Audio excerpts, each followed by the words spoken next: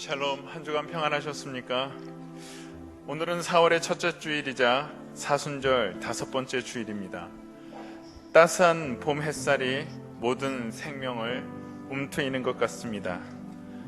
우리도 빛 대신 주님을 바라볼 때 풍성한 생명이 우리 안에 가득하게 될 것입니다. 이제 주님을 바라보며 예배로 나아갑시다. 우리는 다 양 같아서 그릇 행하여 각기 제 길로 갔거늘 여호와께서는 우리 모든 죄악을 그에게 담당시키셨도다. 이스라엘아 들으라. 우리 하나님 여호와는 오직 유일한 여호와시니 너는 마음을 다하고 뜻을 다하고 힘을 다하여 내 하나님 여호와를 사랑하라. 아멘.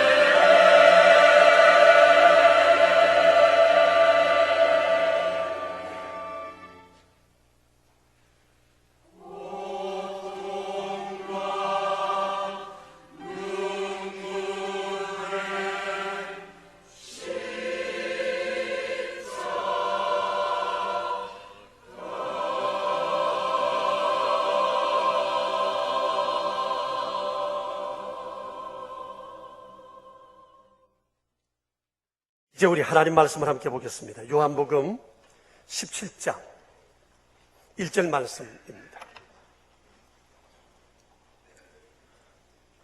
요한복음 17장 1절. 이는 살아계신 하나님의 말씀입니다. 이제 우리 하나님 말씀 함께 받들어 읽겠습니다. 17장 1절을 함께 받들어 읽겠습니다. 예수께서 이 말씀을 하시고 눈을 들어 하늘을 우러러 이르시되 아버지여 때가 이르렀사오니 아들을 영화롭게 하사 아들로 아버지를 영화롭게 하게 하옵소서. 아멘.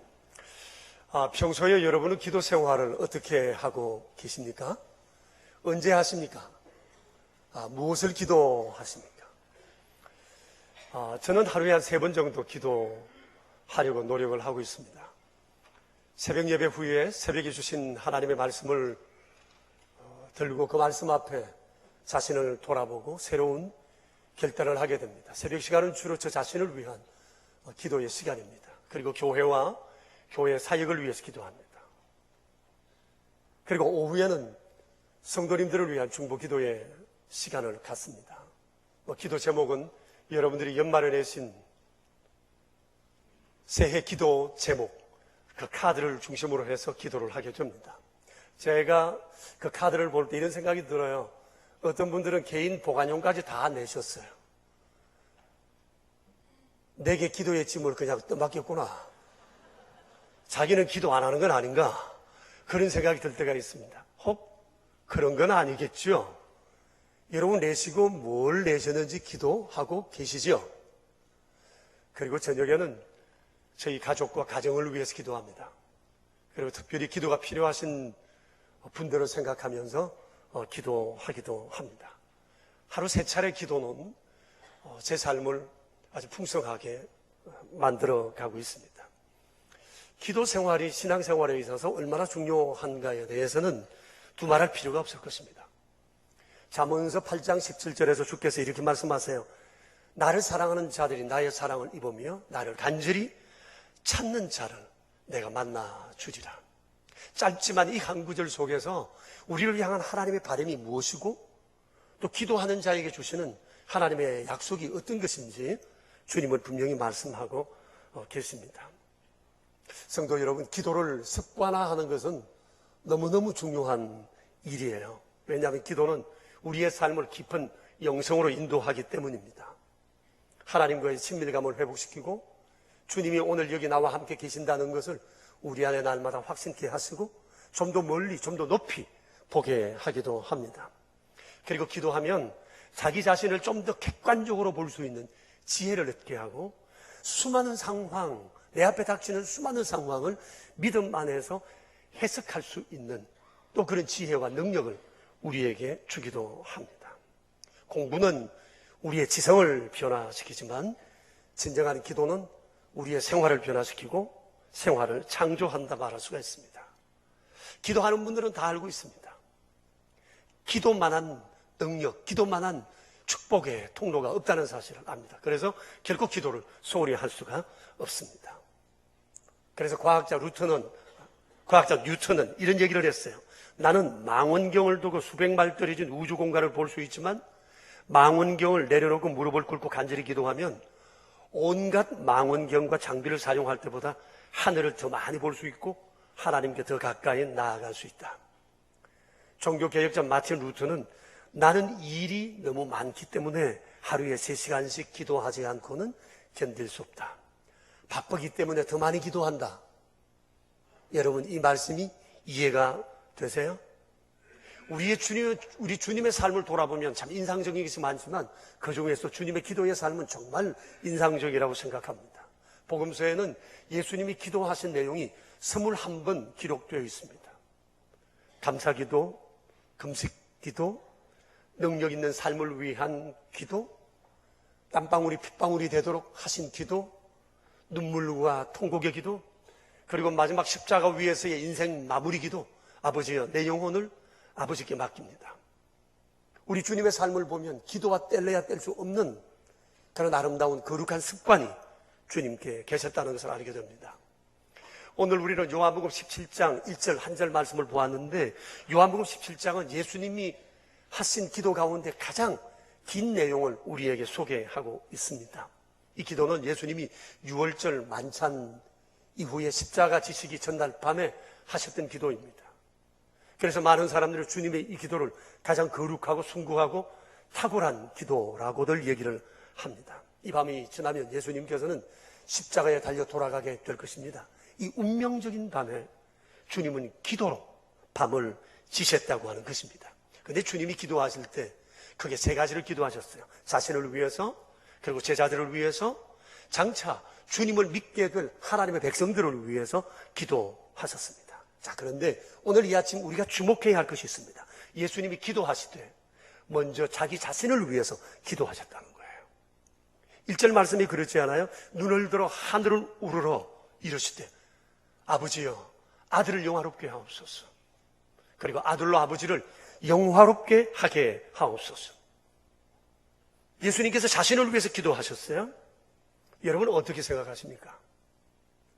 일반적으로 우리는 나보다 남을 위해서 기도하는 것을 미덕으로 생각해 왔습니다. 나보다도 가족들, 이웃들, 교회, 선교와 선교사들, 선교지, 그리고 민족과 세계를 위해서 기도하는 것, 이것을 성숙한 그리스도인의 덕목이라고 생각해 왔습니다. 만일 그렇지 않고 사람이 자기만을 위해서 기도하거나 자기를 위해서 먼저 기도하는 사람들을 보면 매우 신앙이 미숙하고 이기적이고 기복적인 신앙의 태도를 가진 사람이라고 매도하기도 했습니다. 자, 그런데 보세요. 예수님을 보십시오. 예수님은 자기 자신을 위해서 먼저 기도하셨어요. 여러분 어떻게 생각하세요? 예수님이 틀리신 건가요? 아니면 우리가 틀린 겁니까? 그러나 곰곰이 한번 생각해 보십시오. 사실 매사에 어떤 경우이든지 간에 내가 준비되어 있지 않으면 남을 도울 수가 없습니다. 내가 돈이 없으면 돕고 싶지만 남을 도울 수가 없어요. 내게 힘이 없으면 남의 손을 잡아줄 수가 없어요. 내 안에 든 게 없으면 남에게 나누어 줄 것이 없어요. 은혜도 마찬가지입니다. 내 안에 은혜가 충만할 때 이 은혜가 내 안에 있던 것이 다른 사람에게로 흘러갈 수가 있는 것입니다. 우선순위를 우리가 잊지 말아야 합니다. 일단 내가 살아야 합니다. 내가 바로 서 있어야 합니다. 내가 중심을 잡아야 합니다. 그래야 나로 인해서 다른 사람들을 세워갈 수가 있기 때문입니다. 누가복음 22장 31절에 보면 예수님께서 이렇게 말씀하세요. 시몬아 시몬아, 사단이 너희를 밀가부려듯 하려고 하나 내가 너희의 믿음이 떨어지지 않기 위해서 너를 위하여 기도하였노니 너는 돌이킨 후에 내 형제를 굳게 하라 말씀을 하셨어요. 예수님의 사도로 3년 동안 주님을 따라다녔으나 주님은 베드로가 연약한 것을 아셨어요. 연약함 가지고만은 주의 사역을 할 수 없다는 것입니다. 자기 자신을 먼저 굳게 세운 다음에 다른 사람을 세워갈 수 있다는 겁니다. 내가 준비되지 않으면 다른 사람을 세울 수 없으니 내가 너를 위해서 기도하니 너도 벌떡 일어나 다른 사람들은 세워가야 한다 말씀하셨습니다. 누가복음 2장 1절 2절에 보면 이런 말씀이 있어요. 디모데후서 2장 1절 2절에 내 아들아 그러므로 너는 그리스도 예수 안에 있는 은혜 가운데서 강하고 또 내가 많은 증인들 앞에서 내게 들은 바를 충성된 자들에게 부탁하라. 그들이 또 다른 사람들을 가르칠 수 있으리라. 이 구절은 우리 교회 확신반 성경 공부반 기초되는 성경 구절이에요. 남들을 가르치는 사람은 먼저 자기 자신이 준비되어야 한다는 겁니다. 그리스도 예수 안에 있는 은혜 속에서 강하여야 되고 먼저 자기가 열심히 다른 말씀들을 들어야 돼요. 그럴 때 다른 사람을 가르칠 수가 있다는 겁니다. 솔로몬이 임금이 되고 난 다음에 제일 먼저 하나님 앞에 간구한 것이 뭐죠? 아버지여 제게 듣는 마음을 주세요. 하나님께 들은 것이 있어야 백성들을 지도할 수 있겠다는 거예요. 하나님께서 솔로몬의 이 마음을 아주 귀하게 보셨습니다. 목사가 설교하는 것도 마찬가지입니다. 어떻게 설교하는 것보다 더 중요한 것은 설교자가 먼저 하나님의 말씀을 들었느냐라고 하는 거예요. 내가 먼저 하나님의 말씀을 듣고야 그것을 전할 수 있는 것입니다. 설교자가 설교하기 위해서는 먼저 하나님의 말씀이 들려야 합니다. 내게 들린 그 말씀을 전하게 되는 것입니다. 책만 본다고 해서 설교를 할 수 있는 것 아닙니다. 모양 좋게 할 수는 있으나 그것이 진정한 설교일 수가 없는 이유는 그것은 책으로부터 나온 것이고 하나는 위로부터 나온 것이기 때문에 그런 겁니다. 매사가 그렇습니다. 먼저 자기 자신이 준비되지 않으면, 구비되지 않으면 우리는 다른 사람들에게 영향을 끼칠 수도 없고 다른 사람을 세워갈 수도 없다고 하는 겁니다. 자, 예수님께서 기도하셨어요. 그런데 자기 자신을 위해서 먼저 기도하셨다는 거예요. 제자들도 아니고 앞으로 믿게 될 많은 성도들을 위해서도 아니에요.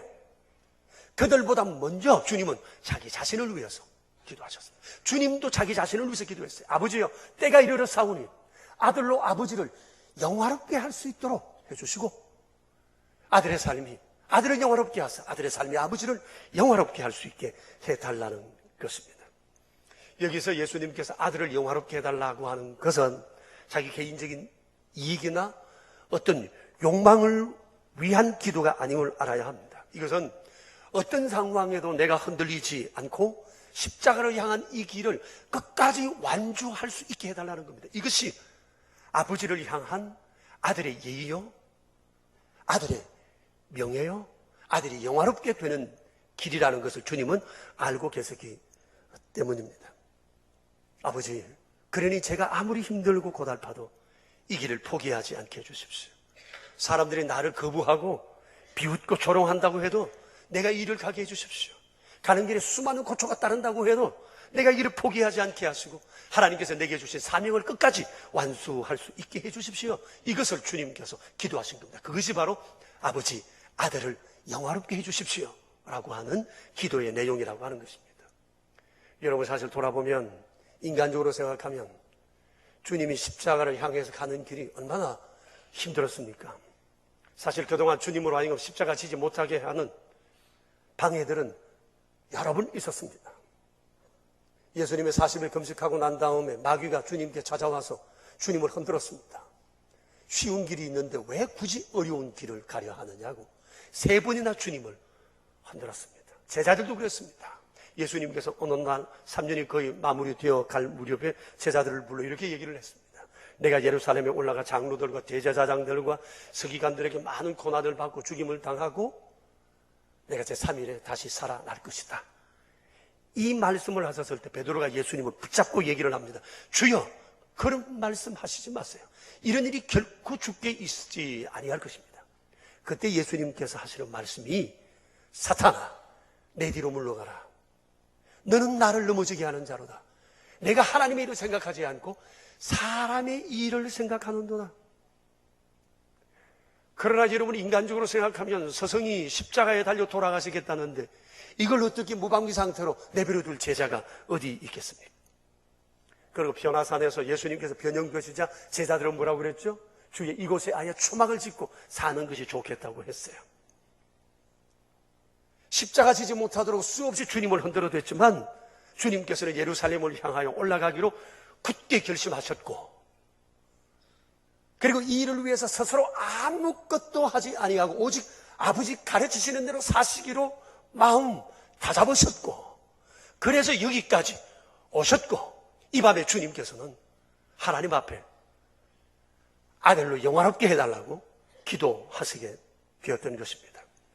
이것을 보면 주님은 마지막 십자가 주시는 순간까지 끊임없이 십자가 지지 못하도록 방해하는 것들이 주님 안에 외부적인 환경에 끊임없이 계속되었다는 것을 알게 됩니다. 그래서 주님은 이 일을 가야 했기에 이 일을 감당할 수 있도록 자기를 도와달라고 하나님 앞에 기도했던 것입니다.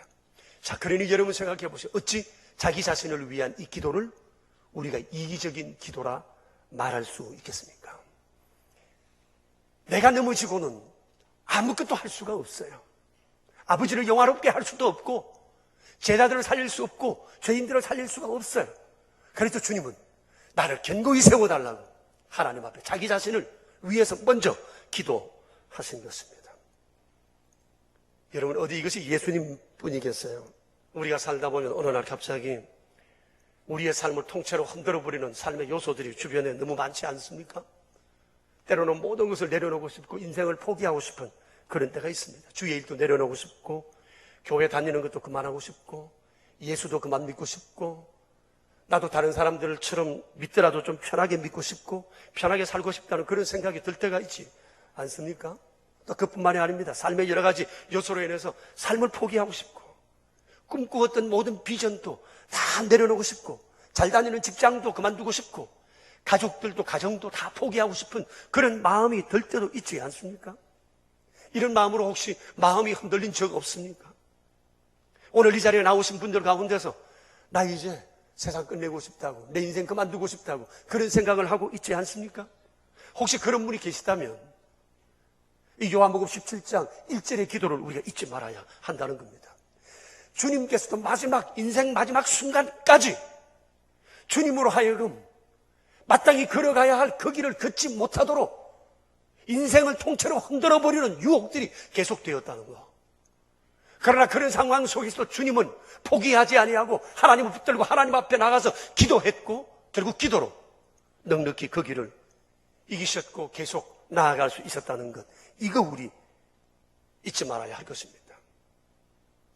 그런 거로 여러분, 내 마음이 흔들릴 때, 송두리째 흔들릴 때, 어찌해야 할지 못할 때, 그때 우리가 해야 할 중요한 일이 있습니다. 그래서 자기를 위해서 기도하는 거예요.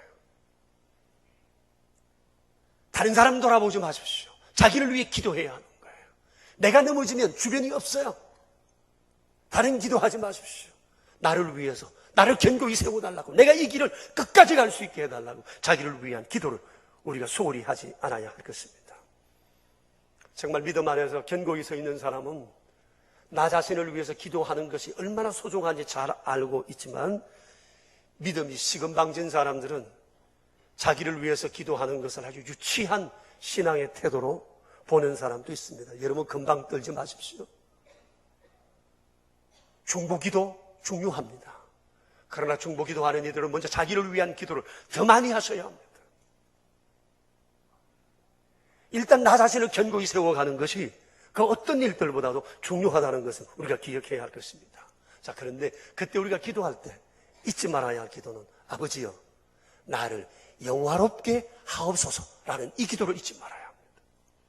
이게 뭐죠? 내게 주신 사명, 나의 인생의 길, 믿음의 길, 이 길 끝까지 갈 수 있게 해달라는 이 기도예요. 그리고 난 다음 내가 그렇게 나 자신을 영화롭게 한 후에 나의 삶이 아버지를 영화롭게 되게 해달라는 이 기도를 우리가 마땅히 드려야 합니다. 이것이 우리 기도의 마무리요, 인생의 결론이라 말할 수가 있는 겁니다. 우리가 이렇게 기도해야 할 이유는 예수님께서 이렇게 기도하셨고 승리하셨기 때문입니다.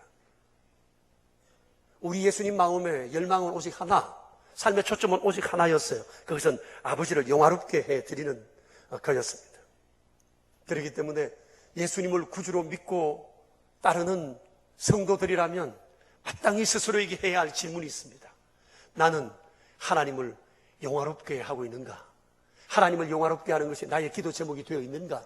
내 삶은 하나님을 영화롭게 하는가? 이 질문이 가장 중요하고 위대한 삶의 질문이라고 말할 수 있습니다. 만약 우리가 이 질문 앞에 yes 할 수 없다면, 우리가 세상에 많은 것을 소유했다 할지라도, 내가 높은 자리에 올랐다 할지라도, 내가 강한 영향력을 주변에 끼쳐가는 사람이라 할지라도 그것은 별것 아니다 생각하면 될 것입니다.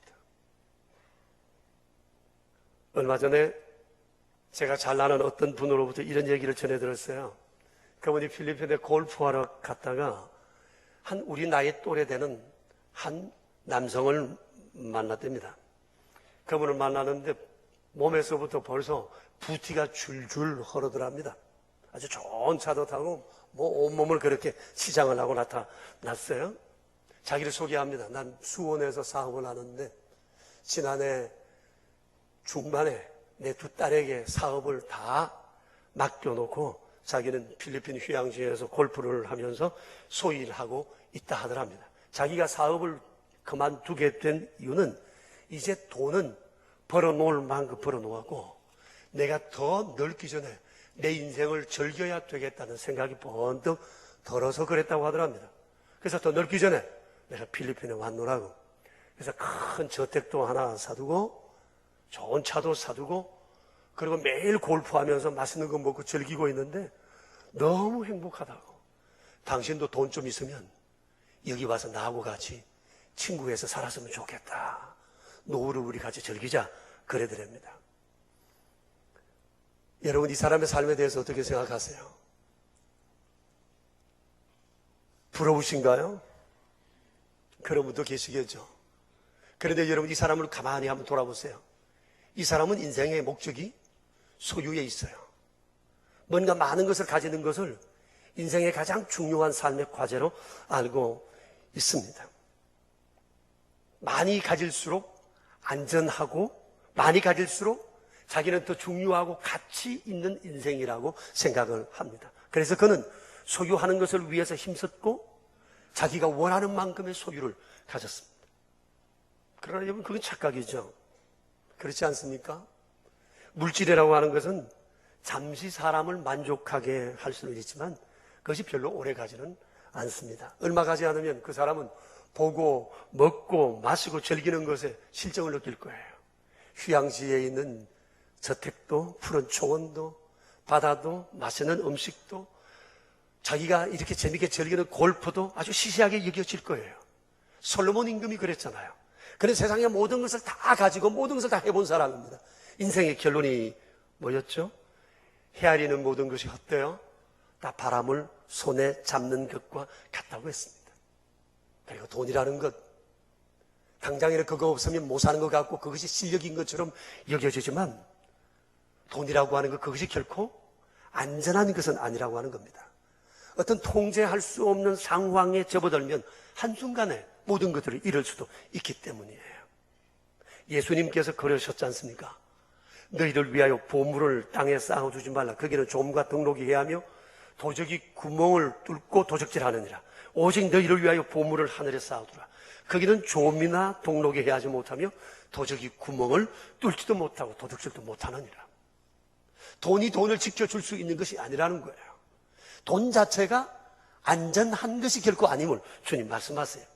그리고 인생의 생사화복이 사람에게 달려있지 않습니다. 한 번은 예수님께서 이런 말씀을 하셨습니다. 한 부자가 소출이 너무 많아서 이것을 둘 수가 없어서 그가 상고를 또 짓고 또 지어서 그 모든 것을 거기에 다 넣어두었는데 그날 그가 자기 영혼에게 말하기를 영혼아 여러 먹을 물건을 쌓아두었으니 이제 평안히 쉬고 먹고 마시며 즐거워하자 라고 얘기를 했지만 하나님께서 그 밤에 그에게 얘기를 하십니다. 이 어리석은 자야 오늘 밤에 내 영혼을 도로 찾으리니 그리하면 내가 쌓아놓은 이 모든 것이 네 것이 되겠느냐. 하나님께 부요하지 못한 사람의 결과가 이와 같을 것이다 하셨습니다. 하나님께 부요한 사람, 하나님을 인생의 목적으로 삼는 것, 그 외에는 어느 것도 안전한 것이 없음을 예수님께서 말씀하셨습니다. 여러분, 인생엔 목적이 있어야 합니다. 이 목적이 삶을 의미 있게 만들어갑니다. 그러나 아무리 화려하고 거창해 보여도 흔들리는 것, 소멸한 것, 변화하는 것은 결코 참된 목적일 수가 없다고 하는 것입니다. 조형미술가 가운데 권길중 박사라는 분이 계세요. 그분은 일찍이 미국에 건너가신 분인데 오랫동안 그 이후에 중국 연변과기대 건축과 교수로 일을 했었습니다. 일찍 미국에 건너간 그는 미국 시민이 되었고 그곳에서 작품 활동을 하면서 인정을 받아서 젊은 나이에 100대 조형 미술가로 이름을 떨치게 되었습니다. 많은 사람들의 존중을 받았고 멋진 인생을 구가하여 살아왔습니다. 그러던 어느 날 식도암에 걸리게 되었습니다. 너무 말기로 넘어가서 도저히 돌이킬 수 없는 상황이 되었던 모양입니다. 음식은 호소로 받아먹게 되고 몸은 바짝 여위어가고 앉지도 못한 채 누워서 생활할 수밖에 없었습니다. 의사가 손을 들어서 더 이상 치료가 불가능하다고 집안에서는 장례를 준비하게 되었답니다. 어느 날 죽음을 앞두고 있던 오후에 갑자기 이런 생각이 들더랍니다. 내가 그동안 그리스도인이었는데 하나님을 위해서 살았다고 말할 수 있는가? 내 양심껏 돌아보건대 정말 하나님을 영화롭게 하기 위해서 내가 한 일이 뭐가 있는가? 아무리 돌아보아도 자기가 하나님을 영화롭게 한 일이 하나도 없더래요. 열심히 살기는 살아서, 열심히 일은 했어. 자기 일에 최선을 다해서.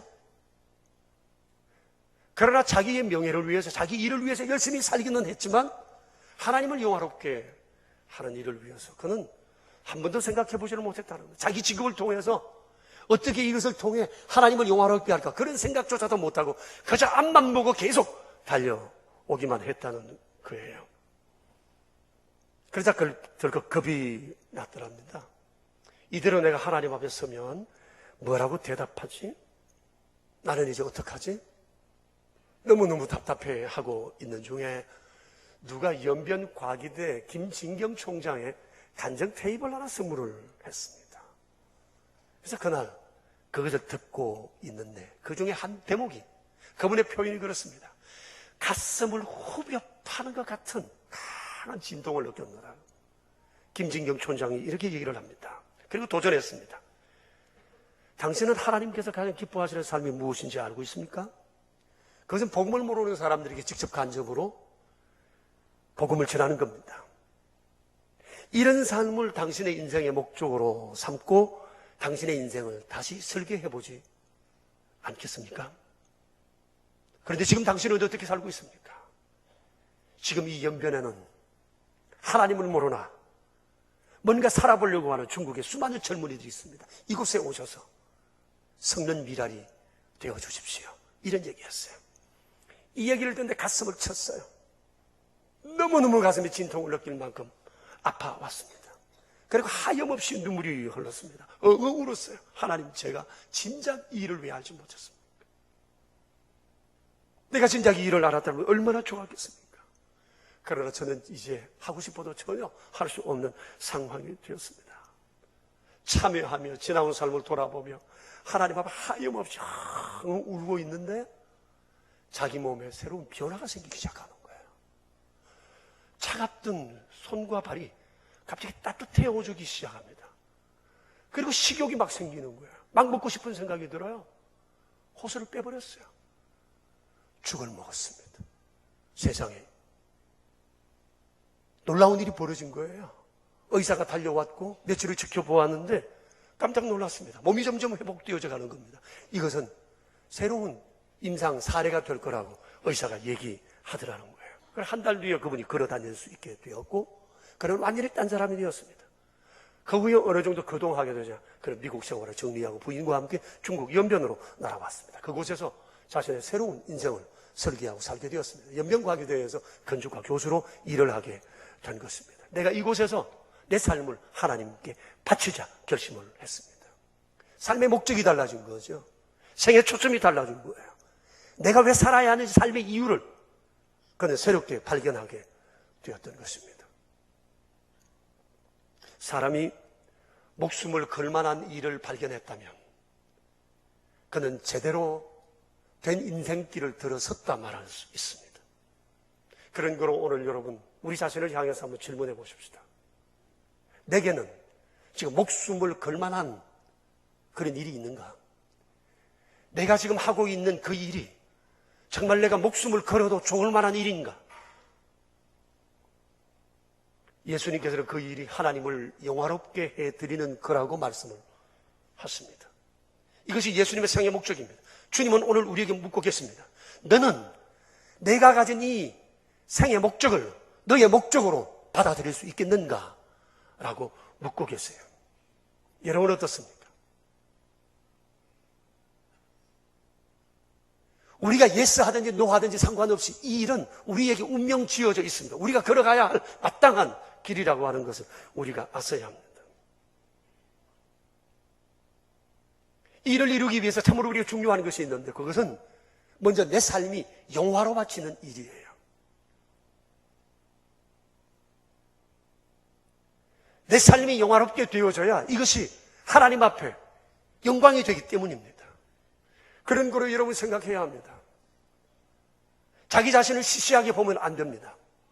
다른 사람과 비교해서 자기 자신을 비하해서도 아니 됩니다. 내가 하고 있는 일들을 보잘것없는 일들로 아무런 무가치한 일로 생각해서 안 해야 된다는 것입니다.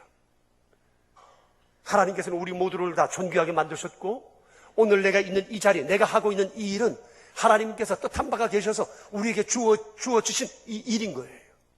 그러므로 우리는 하나님께서 내게 주신 일이 어떠하든지 간에 다른 사람들이 나를 어떻게 보든지 간에 이 일들을 영화롭게 만들어 가야 할 사명이 있는 것입니다. 이 일을 위해서 우리는 기도해야 하는 것입니다.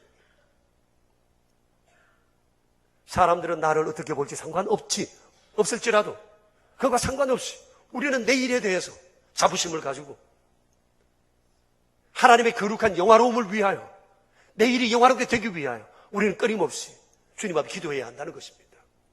우리 구주 예수님 아버지를 영화롭게 하기 위해서 지금 내 삶 속에 앞에 벌어진 이 고난의 십자가를 두고 아버지 나를 영화롭게 해달라고 기도한 것처럼 우리는 나의 직업을 위해서 기도해야 하고 나의 가정을 위해서 기도해야 하고 나의 자녀들을 위해서 기도해야 하고 내가 지금 하고 있는 이 일이 정말 아버지를 영화롭게 할 도구가 되기 위해서 우리는 기도해야 하는 것입니다. 2014년도 사순절을 우리가 보내면서 제자들보다 그 어떤 누구보다 자신을 위해서 기도하셨던 이 주님의 기도를 우리가 되새기면서 세상의 그 어떤 기도보다 나를 위한 기도가 참으로 소중하다는 사실을 알고 내 영화로운 삶을 위해서 자기를 위해 열심히 부지런히 간절히 기도하는 우리 모두가 되기를 축복합니다. 우리 함께 기도하겠습니다. 여러분 한번 우리 자신을 돌아보았으면 좋겠습니다. 우리의 인생길에 정해졌습니다. 이 길을 어떻게 살아가야 할 것인가. 주님은 우리에게 기도하라 말씀하셨습니다. 예수님마저도 육신을 입은 자로서 기도 없이는 결코 어떤 결심을 이룰 수 없다는 사실을 아셨기 때문에 주님은 기도하셨습니다. 꿈만 가지고 되지 않습니다. 자신을 위한 기도가 없이는 결코 그 일을 이룰 수가 없습니다. 사람들 보기에만 좋은 꿈이 아니라 하나님을 영화롭게 하는 아름다운 일이 되어야 할 것입니다. 여러분 이 일을 위해서 우리 하나님 앞에 이 시간 함께 기도하겠습니다. 함께 기도합시다. 창조하시는 하나님 우리 아버지 은혜를 주시옵소서.